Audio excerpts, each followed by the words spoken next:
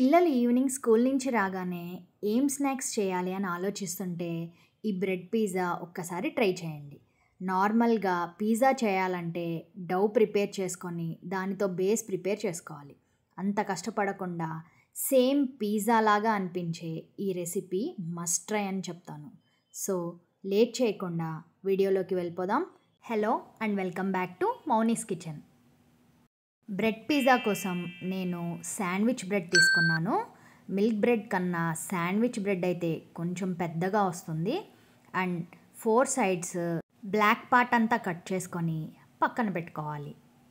Bread మీద toppings కోసం మన ఇంట్లో ఏ వెజిటేబుల్స్ అవైలబుల్గా ఉంటే అవి తీసుకోవచ్చు. నేనైతే ఆనియన్, టొమాటో, క్యాప్సికమ్ అండ్ కొంచెం బాయిల్డ్ స్వీట్ కార్న్ తీసుకున్నాను. టొమాటో అండ్ ఆనియన్ని ఇలా పొడవుగా కట్ చేసుకుంటే అందులోంచి వాటర్ రిలీజ్ అవ్వకుండా బ్రెడ్ మీద పెట్టినప్పుడు బ్రెడ్ మెత్తపడకుండా ఉంటుంది. ఇప్పుడు మనం పక్కన పెట్టుకున్న బ్రెడ్ స్లైస్ మీద పిజ్జా సాస్ అప్లై చేసుకోవాలి. పిజ్జా టేస్ట్ రావాలంటే పిజ్జా సాస్ అప్లై చేసుకోవాలి. పిజ్జా సాస్ అవైలబుల్గా లేకపోతే టొమాటో సాస్ కూడా అప్లై చేసుకోవచ్చు. నేను ఇక్కడ వీడియోలో టొమాటో సాసే అప్లై చేస్తున్నాను. 2 స్లైసెస్ మీద సాస్ ఈవెన్గా అప్లై చేసుకోవాలి. పిజ్జాకి మెయిన్ చీజ్ కాబట్టి నేను ఇక్కడ మొజరెల్లా చీజ్ వేస్తున్నాను. ఇది దొరకని వాళ్ళు చీజ్ స్లైసెస్ మనకి బయట ఈజీగా దొరుకుతాయి. ఒక చీజ్ స్లైస్ వేసేసుకోవచ్చు. ఇలా ఈవెన్గా చీజ్ మొత్తం 2 స్లైసెస్ మీద ఈవెన్గా స్ప్రెడ్ చేసుకోవాలి. దీని మీద మనం కట్ చేసుకొని పక్కన పెట్టుకున్న వెజిటేబుల్స్ ఈవెన్గా 2 స్లైసెస్ మీద స్ప్రెడ్ చేసుకోవాలి. మనం చేసేది బ్రెడ్ పిజ్జా కాబట్టి పిజ్జా ఏ లుక్లో అయితే ఉంటుందో అలా అక్కడక్కడ మనం కట్ చేసుకున్న వెజిటేబుల్స్ని పిజ్జా లుక్ వచ్చేలాగా మనం స్ప్రెడ్ చేసుకోవాలి.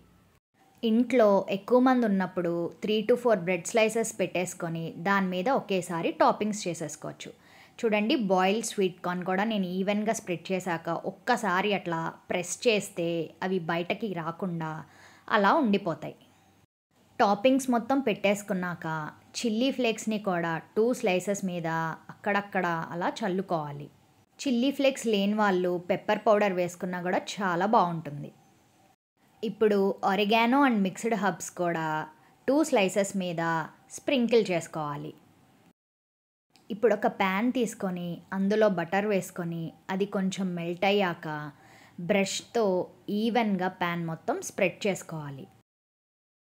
ఇప్పుడు ప్యాన్లో మనం టాపింగ్స్ చేసి పక్కన పెట్టుకున్న బ్రెడ్ స్లైసెస్ని చీజ్ మెల్ట్ అవ్వడానికి అలాగే బ్రెడ్ టోస్ట్ అవ్వడానికి పెట్టుకోవాలి. ఇప్పుడు ఒక టిప్ చెప్తాను. ఒక చిన్న గిన్నెలో వాటర్ పోసుకొని ఆ ప్యాన్లో ప్లేస్ చేసుకోవడం వల్ల మనకి బ్రెడ్ అనేది బర్న్ అవ్వకుండా ఉంటుంది. చీజ్ మెల్ట్ అవ్వడానికి కొంచెం టైం పడుతుంది కాబట్టి ఆ వాటర్ నుంచి వచ్చే స్టీమ్ హెల్ప్ అవుతుంది. చూడండి, చీజ్ అంతా మెల్ట్ అయిపోయి సేమ్ పిజ్జా లుక్ వచ్చింది కదా. ఇప్పుడు ఇంకా వీటిని తీసుకొని మనం సర్వింగ్ ప్లేట్లో సర్వ్ చేసేసుకోవడమే. పిల్లలకైతే చాలా బాగా నచ్చుతుంది ఈ బ్రెడ్ పిజ్జా. ఇప్పుడు చూడండి, బ్రెడ్ వెనకాల ఎట్లా టోస్ట్ అయిందో చూపిస్తాను. ఆ వాటర్ పెట్టుకోవడం వల్ల బ్రెడ్ అనేది బర్న్ అవ్వదు, చీజ్ కూడా కరెక్ట్గా మెల్ట్ అయిపోతుంది.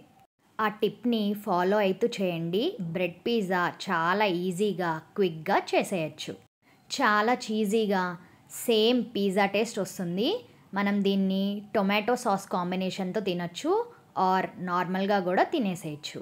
రెసిపీ నచ్చితే సబ్స్క్రైబ్ చేసుకోండి. Thanks for watching.